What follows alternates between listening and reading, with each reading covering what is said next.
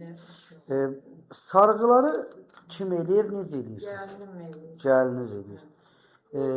Gördüyünüz kimi, yəni xəstələr adətən stasionarda əməliyyat olunur və ondan sonra biz ambulator olaraq xəstələri yazırıq ki, sarğı olunsun.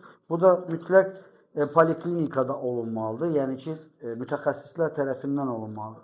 Amma görürük ki, məsələn, kiminsə gəlini, kiminsə oğlu evdə sarğılara davam edir. Yəni biz ilk gördüyümüzdə yəni görürük ki, sarğı yəni çox bərbad bir vəziyyətdə olunur. Sarğı adı vermək olmaz. Yəni sarğı olunursa bu toxumalar təmizlənməlidir.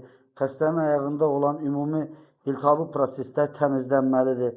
Yəni sadəcə sarğını dəyişməklə sarğı demək olmur. Sarğı da sarğını bacaran adamlar tərəfindən icra olunmalıdır.